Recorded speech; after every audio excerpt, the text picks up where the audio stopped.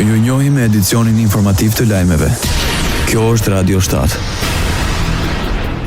Ministria e Transformimit Digjital në Republikën e Maqedonisë së Veriut harton ndryshimet ligjore për armonizim me standardet europiane në fushën e roaming me qëllim më shumë mbrojtje, transparencë më të madhe dhe kosto më të ulta dhe të parashikueshme për qytetarët gjatë përdorimit të shërbimeve roaming në vendet anëtare të Bashkimit Evropian. Këto përfshin heqjen e kostove të roaming gjatë udhëtimit në vendet të BE-s, rritjen e sigurisë ligjore dhe parashikueshmërisë së çmimeve dhe lehtësimin e aksesit në shërbime digjitale, i shërbime dhe komunikime mobile jashtë vendit, thuhet në njoftimin e Ministrisë së Transformimit Digjital në Maqedoninë e Veriut.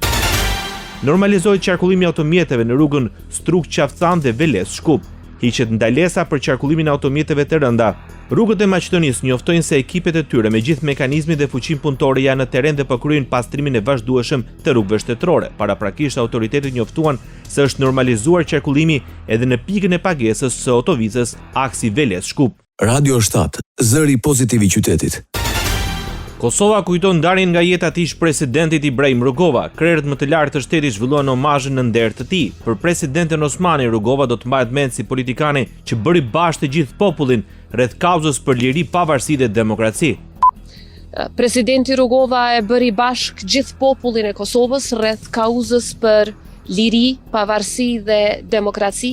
Kauzë kjo që është akoma e gjallë dhe është jetësuar për shkak të sakrificës së madhe të popullit ton, luftës ton çlirimtare dhe ndërtimit të aleancave me aleatët tonë strategjik brenda familjes euroatlantike, aleanca këto që i ndërtoi presidenti Rugova me një vizion të pashoq.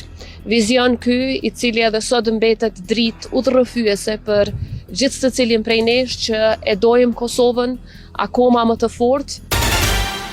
Lule mbi varin e ish-presidentit Ibrahim Rugova në 20 vjetorin e vdekjes së tij kanë vendosur dhe kryetarin detyri i kuvendit i shoqëruar nga deputetët e vetvendosjes alternativës dhe listës Guzo. Përbashkë Rugova ishte nga figurat më të shuara të kombit dhe i cili ka meritë të jashtëzakonshme për ndërkombëtarizimin e çështjes shqiptare. Presidenti Rugova gjithashtu ka rol të rëndësishëm në procese të ndryshme, përfshija të rambujes, në themelimin e institucioneve të pas luftës. Prandaj, presidenti Rugova mbetet një ndër figurat më të rëndësishme të historisë moderne të politikës dhe vendit tonë, i cili vën një kontribut të jashtëzakonshëm për lirinë dhe pavarësinë që gëzojmë ne sot. Normalizohet situata energjetike në Kosovë. Korporata njoftoi se njësia 3 ka rifilluar punën. Sipas Kekut, njësia 3 është startuar dhe sinkronizuar me rrjetin elektroenergjetik rreth orës 06:47, duke respektuar të gjitha standardet operacionale dhe parametrat e sigurisë.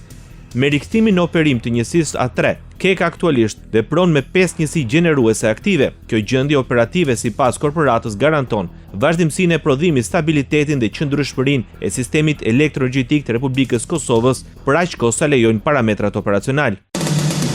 Ndoqët lajmet shkurt në Radio 7, zëri pozitiv i qytetit.